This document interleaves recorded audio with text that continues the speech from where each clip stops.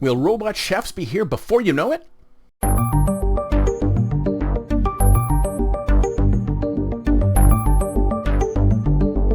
a while back I came up with something called Bender's Rule, and it's from the very first couple of episodes of Futurama, where Futurama, and Bender is the robot in Futurama, and he's the robot character, and he joins the crew.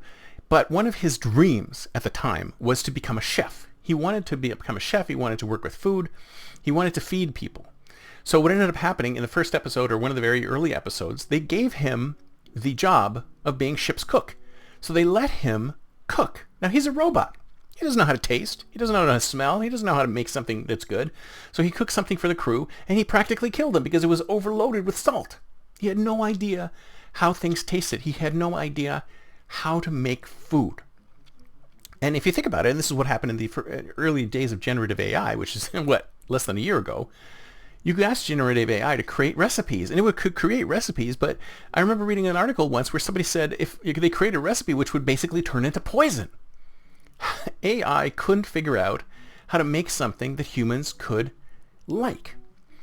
But, so that's what I call Bender's Rule. Can't ask AI to make you any food. AI can't taste, it can't smell, it can't really see. I guess it can see in some ways with computer vision. But it can't, I don't think it can be a chef. Not yet. And then I hear 2 weeks ago that some researchers in some university, I don't remember the name of the university, actually were able to create an artificial tongue. They were able to create something that allowed AI to taste. They created these sensors, and they were able to apply different tastes to the sensors, and the AI was able to detect whether something was salty, whether something was sweet, whether something was bitter, whether something was umami. It was able to detect these things. So these researchers, and I'm still think that it's early days for them, have literally been able to create a fake tongue for AI to be able to taste. So that's one down. So on the way to eliminating Bender's Rule, on the way to creating real robot AI chefs, we have researchers creating a tongue for AI. And then I heard early last week that other researchers in another place, probably somewhere in Europe, actually created an AI with a nose. That's right, folks. The AI can detect certain types of scents. And in this case, they were using the AI to detect scents in wine. So it actually can smell the wine, it can sniff the wine, and it can come up with parameters on what was going on with the wine. Is it gone off? Is it good? Is it bad? Is it this? Is it that? So they are starting to give AI a rudimentary nose. So this AI, in a very rudimentary way, can tell where wine is in the processing cycle, if there's something wrong with it, if it needs something, etc. So it's able to do this. So we have researchers in two different places, each coming up with some human organ, some human sense, and giving that sense to the AI. Now the question is, will the AI be able to know what to do with it? Because if you think about it, if we feed all of these recipes into AI, and we tell it, this is what this tastes, this is what tastes like that, I mean, we're still far, far, far away from a robot chef.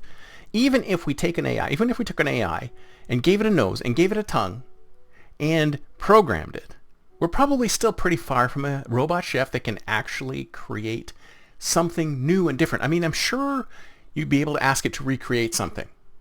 Because if you just gave it a recipe and had it recreate it, if you think about it, like I said before, robots are great at following rules. AI is fantastic at following rules.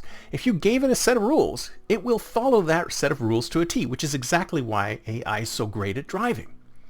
So sure, we can probably have a robot chef that creates a specific kind of food if you just fed a recipe into it. We already have it here in San Francisco. We already have robot burger places. We have robot smoothie places. We have places where where a robot can cook something for you. Now, the robot itself doesn't really know how to cook. Somebody has fed the instructions into the robot, and the robot cooks. So we're far away from the kind of robot chef where you can just say to a chef, hey, robot chef, can you make me a tomato dish? and then just have it go off and try and create that tomato dish. And then actually, as it's creating the tomato dish, taste it and smell it and make sure that it's palatable to human beings. But we are on the way. We're on the way. And this is the thing that I love about AI, is that for every 10 stories that you read in the news about how awful it is, how awful AI is going to be, there's 1 or 2 really positive stories about how things are going to get better with AI. And I wish that the media would just focus on how things are going to get better with AI instead of how things are going to get worse with AI. Let me know what you think in the comments below. That's it for me for today. See you next time, and until then, don't forget to think future.